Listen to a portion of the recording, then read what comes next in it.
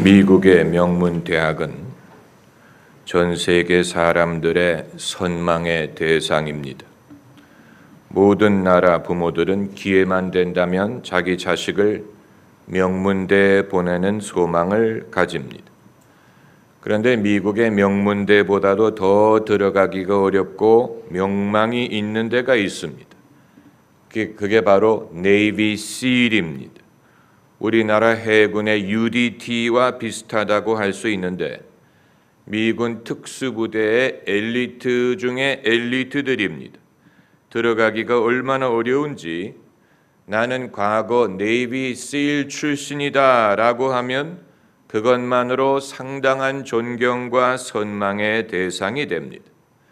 아마 네이비 실만큼 선망의 대상이 되는 것은 로드 장학생이 되는 것일 것입니다.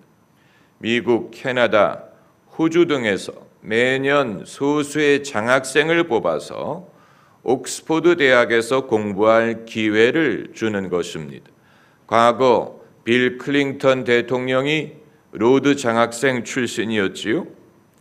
우리나라에서 이와 비슷한 영예를 꼽으라면 아마 사법고시에서 수석 합격하는 것을 꼽을 수 있을 것입니다. 그런데 성경에서는 여기에 비교할 수 없는 선망의 대상이 된 사람들이 있었습니다. 하나님의 특별한 은총을 입은 인물들입니다. 이들이 자기의 명예나 또 호강을 위해서 은총을 입은 것이 아니고 하나님이 맡기시는 어려운 일을 감당해서 하나님께 영광을 돌리고 하나님의 의를 이루게 하기 위하여 이러한 은총을 받았습니다. 아브라함이 그런 인물이고 모세가 그런 인물이고 사무엘 선지자, 엘리야 선지자, 그리고 신약 성경에 베드로, 요한, 바울 같은 인물들이 다 그렇습니다. 그들이 엄청난 은총을 받았지만 그 결과로 세상의 명예나 호강을 누리지는 않았고 그 중에는 순교한 사람들이 많고 희생을 한 사람들이 많았지만 그럼에도 불구하고 하나님께 영광을 돌리고 많은 사람들에게 하나님의 선하심을 증거하는 대체할 수 없는 누가 흉내내기 어려운 역할을 감당한 사람들입니다. 그리고 은총을 입은 사람 중에 예수님의 모친 마리아가 있습니다. 개신교에서는 마리아에 대해서 별로 말하려고 하지 않습니다. 그것은 천주교의 몫이라고 생각을 합니다. 그런데 오늘 본문에 아베 마리아로 알고 있는 천주교 기도문이 있다는 사실을 아십니까? 바로 엘리사벳이 성령의 충만을 받아서 큰 소리로 불러가로되 여자 중에 내가 복이 있으며 내 태중의 아이도 복이 있도다. 이 문구가 아베 마리아 기도문입니다. 아베 마리아라는 말은 헤일 메리, 마리아의 이름을 큰 소리로 부르다라는 말인데 큰 소리로 불렀다. 여기에서 이제 기도문을 따온 것입니다. 마리아의 경험은 역사상 유례가 없는 유일무이한 사건입니다. 동정녀가 성령의 능력으로 잉태해서 예수님을 낳았으니 아직도 많은 사람들은 어떻게 동정녀가 잉태할 수 있었다는 얘기냐, 이것은 소설 같은 얘기가 아니냐 의구심을 갖는 사람들이 있지만 현대 과학이 수컷의 도움이 없이 암컷 쥐가 새끼를 베게 하는데 성공했다는 얘기를 들으면 동정녀 잉태라는 것이 전혀 불가능한 것이 아니라는 것을 우리가 어느 정도 생각할 수 있습니다. 아무튼 마리아가 예수 그리스도의 모친으로 간택이 되어서 이 거룩한 일을 맡게 됐는데 마리아에게는 대단한 일이지만 그 당시에 이것을 이해해 줄 사람이 몇 사람이나 있었겠습니까?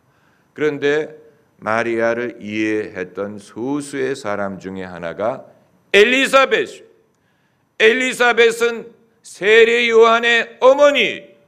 오늘 본문을 보면 마리아가 엘리사벳을 찾아가서 문안하는 소리가 엘리사벳의 귀에 들렸을 때 엘리사벳이 말하기를 너의 문안하는 소리가 내 귀에 들렸을 때 복중의 아이가 기뻐 뛰놀았도다 라고 했어요. 그것은 세례 요한을 말하는 것인데 태아가 성령의 감동으로 기뻐 뛰놀았다는 말은 여러분 이것은 뱃속의 아이가 얼마만큼 하나님에 대해서 열릴 가능성이 있고 깨닫고 기뻐할 수 있는 가능성을 보여주는 것이고 신령한 것은 신령한 것으로 분별한다 하고 마리아에게 일어난 신령한 일을 성령의 감동을 받은 사람만이 이해하고 기뻐할 수 있었다는 것을 보여줍니다. 그래서 마리아가 지금까지는 자기에게 일어난 일에 대하여 아무에게도 쉽게 말할 수가 없었는데 엘리사벳이 축복하고 기뻐하는 말을 듣고 마리아가 자기 마음속에 있는 말을 하기 시작합니다. 그것이 기록되어 있습니다. 46절부터 56절까지 기록이 되어 있는데 내 영혼이 주를 찬양하며 라고 시작을 했기 때문에 이 기도문을 마그니피카트라고 부릅니다. 이 성경을 보면 하나님의 특별한 은총을 입은 사람은 자신의 감흥을 그 순간에 표현할 때가 많았습니다. 베드로에게 예수께서 깊은 곳에 가서 그물을 내려 고기를 잡으라고 명하셨더니 그물을 내렸더니 찢어질 정도로 많은 고기를 잡았다고 했어요. 그때 베드로의 입에서 나온 말이 주여 나를 떠나소서 나는 죄인으로소이다. 주님의 은총을 경험하고 자신의 감흥을 고백한 것입니다. 또 다윗이 이스라엘의 임금으로 기름 부음을 받게 되었을 때 다윗의 말이 사람이 무엇이간데 주께서 저를 생각하시며 인자가 무엇이간데 저를 권고하시나이까 이렇게 반응을 했고 또 야곱이 베델에서 꿈에 하나님이 나타나셔서 장래에 하나님이 행하실 위대한 일을 약속하십니다. 야곱이 잠에서 깨어나 말하기를 두렵도다 이곳이요 하나님이 여기에 계시건만 내가 알지 못하였도다. 자신의 감흥을 고백을 했습니다. 마찬가지로 마리아도 자신에게 일어난 일에 대한 감흥을 오늘 본문에서 말을 합니다. 그가 뭐라고 말했냐면 이제후로는 만세에 나를 복이 있다 일컬으리로다. 능하신 이가 큰 일을 내게 행하셨으니 그 이름이 거룩하시다. 그리고 덧붙인 말이 그의 팔로 힘을 보이사 마음의 생각이 교만한 자를 흩으셨고 권세 있는 자를 그 위에서 내리치셨으며 비천한 자를 높이셨고 줄이는 자를 좋은 곳으로 배부르셨으며 부자를 공수로 보내셨도다. 공수도라는 말이 여기에서 비롯된 것입니다. 빈손으로 보냈다라는 말이에요. 왜 마리아가 이 말을 했을까 궁금하지 않습니까? 마리아가 평소에 하던 생각을 말한 것일까? 평소에 자기를 가난한 자로 여겼다는 말인가? 부자, 권세 있는 자들에 대해서 거리감을 느꼈다는 말인가? 그래서 하나님의 은총을 입었을 때 하나님이 힘 있는 자를 물리치시고 비천한 자에게 복을 주셨다라고 말을 한 것일까? 만일 마리아가 가난한 집 출신이 아니고 중산층 출신이었다고 하더라도 이런 말을 했을까? 마리아의 출신이 어떠했는가 하는 것은 중요하지 않습니다. 예수께서 가난한 자는 복이 있다라고 하셨다고 예수님을 가난한 사람으로 분류할 수 없는 것처럼 마리아가 계집종의 비천함을 돌아보셨도다라고 말했다고 마리아를 비천한 사람으로 분류할 수 없습니다. 하나님은 그런 식으로 사람을 분류하시지 않습니다. 그래서 이쪽을 배척하고 저쪽을 높이고 이런 일을 하시지 않습니다. 그건 사람을 외모로 취하는 것이 될 것입니다. 다만 하나님은 정말로 사람을 외모로 취하시지 않습니다. 사람들의 모든 자랑이 헛것입니다. 도토리 키재기 하는 것과 같습니다. 우리가 평소에 남이 가진 것이 부럽고 남이 앞서가는 것이 부럽고 남의 높은 지위가 부럽고 나도 저랬으면 나도 저렇게 예뻤으면 나도 저렇게 성공적이었으면 부러워할 수 있지만 그러나 하나님이 행하시는 이 일을 경험할 때 이 모든 자랑이 헛되고 부질없다는 사실을 알게 되고 하나님이 하시는 일은 세상의 질서대로 따라가는 것이 아니고 오히려 새로운 질서를 세우신다는 사실을 발견하게 됩니다. 여러분, 하나님의 하시는 모든 일에는 심판이 나타납니다. 그 사실을 아십니까? 우리가 하나님의 역사를 섣불리 구할 수 없는 이유는 하나님이 하시는 일에는 심판의 요소가 항상 포함되어 있습니다. 하나님이 모세를 세우신 것은 바로에 대한 심판이었습니다. 하나님이 다윗을 세우신 것은 사울 왕에 대한 심판이었어요. 하나님이 사무엘 선지자를 세운 것은 엘리 제사장에 대한 심판이었습니다. 하나님의 아들이 갈릴리의 몫으로 오셔서 오브와 세리 출신을 제자로 세우신 것은 기존의 유대인 종교 권세에 대한 심판이었습니다. 하나님이 이방인들에게 성령을 부어주고 이방인들을 위주로 복음이 전파되게 하신 것은 예수님 믿기를 거부한 유대인들에 대한 심판이었습니다.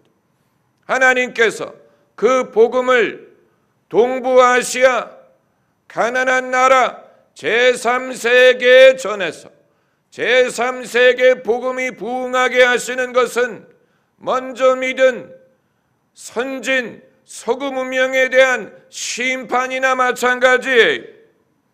하나님의 하시는 모든 일에는 심판의 요소가 있습니다. 그렇게 해서 자랑하는 자, 권세 있던 자, 부유하던 자가 빈손으로 가게 하시고 비천한 자를 높이십니다.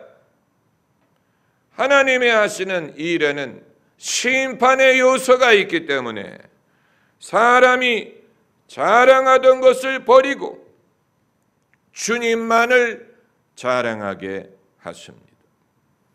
역사를 신앙의 관점에서 해석할 때 늘 똑같은 패턴이 나타납니다. 하나님이 한민족을 일제강점기에서 해방시킨 것은 일본의 압제에 대한 심판이었죠.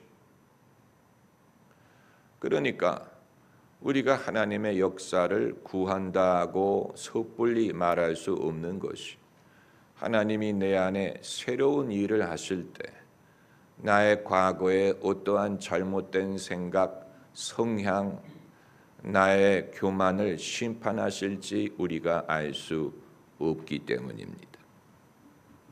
야만족이 로마 제국을 침략해서 로마 제국, 여러분, 얼마나 많은 영화로 로마 제국의 영광을 우리가 보았습니까? 쿠오바디스라든가 글래디에이터라든가. 로마 제국은 군사적으로, 문화적으로 로마의 문명, 로마의 영화.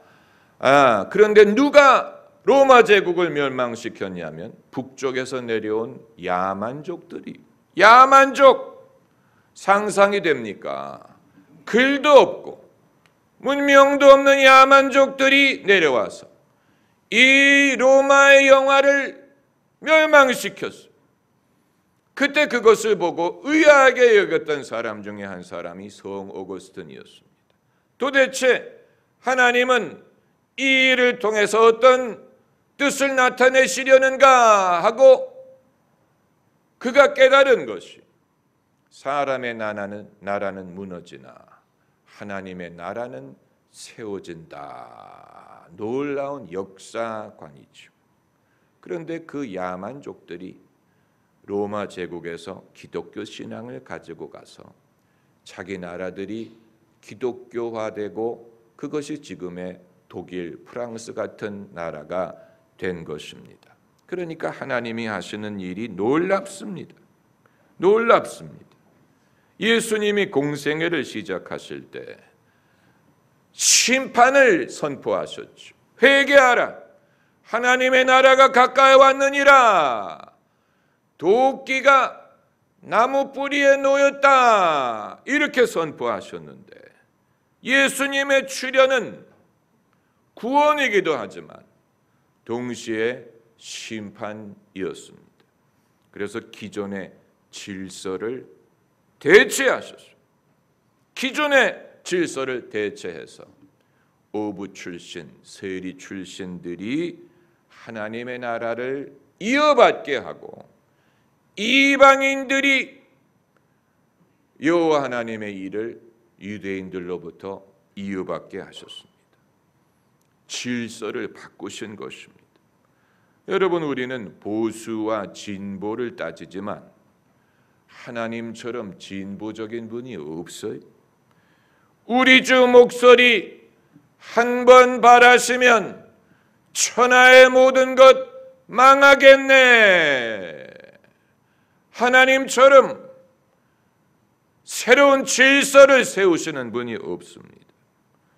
그렇기 때문에 주님의 하시는 이 일을 경험하는 사람은 세상에 부러울 것이 없습니다. 우리가 부러워했던 많은 것들이 다 부질없는 것입니다.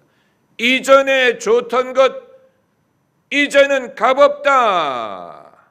사람들이 자랑하는 많은 것들은 부질없어요. 아직 세상에 부러운 것과 미련이 많이 있으십니까? 그건 하나님의 하실 일을 아직 다 겪어보지 못했기 때문입니다. 하나님의 하실 일을 아직 다 겪어보지 못했기 때문에 세상에 미련이 남아있는 것입니다. 세상의 난리를 그치게 하시니 세상의 창검이 쓸데없네.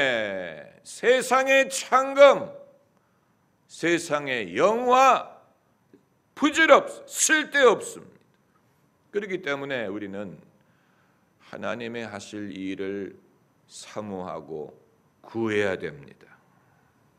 부질없는 것을 자랑하지 말고 하나님의 일을 자랑해야 될 것입니다. 할렐루야. 기도하십시오.